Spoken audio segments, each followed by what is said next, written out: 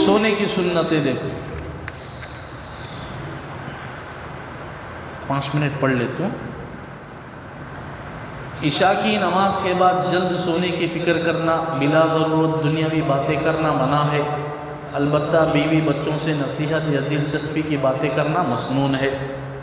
عشاء کے بعد جلدی سونے کی فکر کرنا، ماشاءاللہ ہم لوگ جلدی سو جاتے ہیں، 12:30 1 بجے صبح ہے نہیں، سو جاتے ہیں نا جلدی، اٹھ جاتے بھی جلدی 8:30 بجے سب۔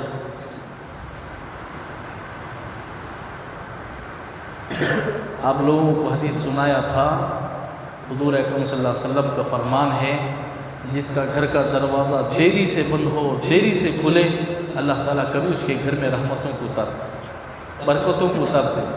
دیری سے بند ہونے کا مطلب یہ ہے کہ تہائی رات ختم ہو کر لوگ آتے دروازہ بند، اور دیری سے کھلنے کا مطلب کیا ہے؟ دیری سے اٹھنا، ایک فجر چھوڑ دو، ایک اشراق کے وقت تک سو جاتے، اور اشراق بھی چھوڑا کو 8:30 پونے 9 بجے اٹھتے، جلدی جلدی الٹا کپڑا کتے پہلے رہتے۔ بچہ ہم کیا کرتے ہیں؟ ہمارے مدرسے کبتے بھی 1-2 بچے الٹا سریدہ لگا، گھبرا میں کیا معلوم ہوتا نہیں، ڈال لگا کب تو بھی یہاں کون تھی پہل لگا،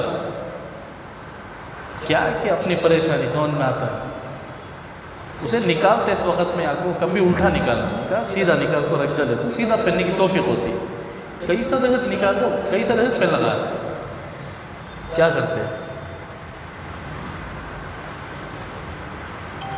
تو جلدی سونے کی فکر کرنا، جسے نیند نہیں آتا ہے وہ اللہ ہر ایک کو صحت عطا فرمائے۔